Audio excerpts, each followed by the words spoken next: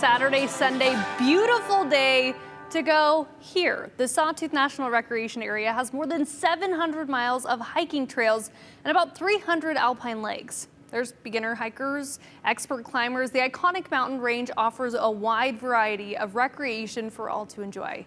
In tonight's Exploring Idaho, Abby Wilt takes us for an adventure along one of the scenic Sawtooth trails.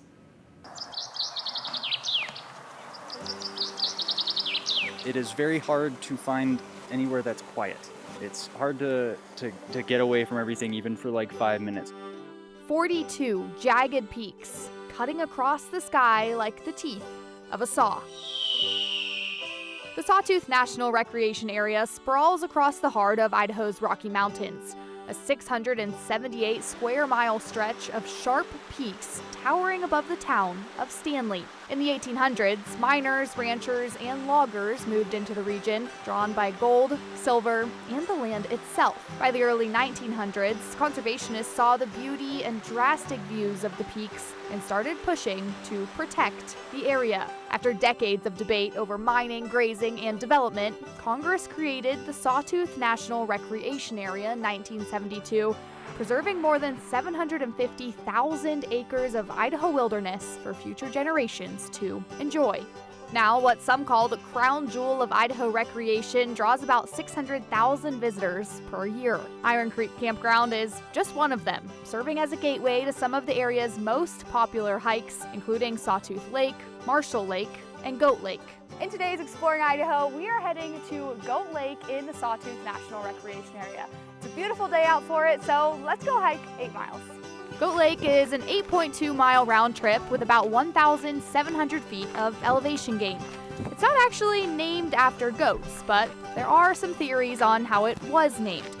Historians believe a trapper or hunter saw the lake's shape and named it Goat Lake, and it stuck. The first mile is relatively flat, and the trail winds along Goat Creek, which connects Goat Lake with the Salmon River. We're 1 mile in, we found a little snow, a couple down trees, doing good.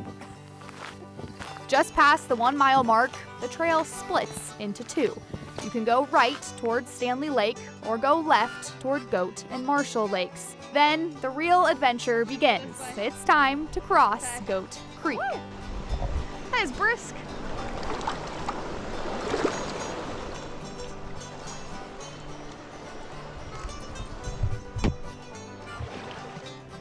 We're 2 miles in. That last mile, we had to go swimming and snowshoeing with no snowshoes, but we're doing it. The ideal time to hike Goat Lake is July and August, when Goat Creek is lower and the snow is melted. In mid-May, on our hike, there were sections with about a foot of snow.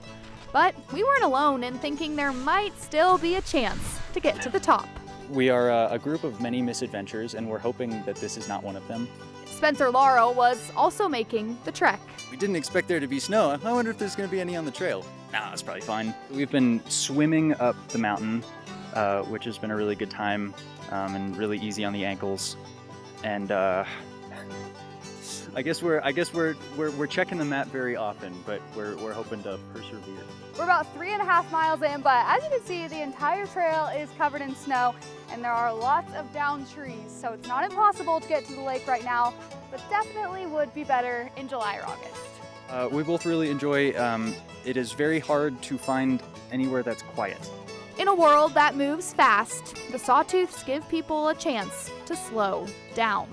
And whether you make it all the way to Goat Lake or just a few miles up the trail, Laurel says time spent in these mountains is always worth it. The Sawtooth National Recreation Area is a perfect place to come out, especially this summer, but be sure to check before you go on conditions so you don't run into too much snow like we do. For Exploring Idaho, Abby Wilt, Idaho's News Channel 7.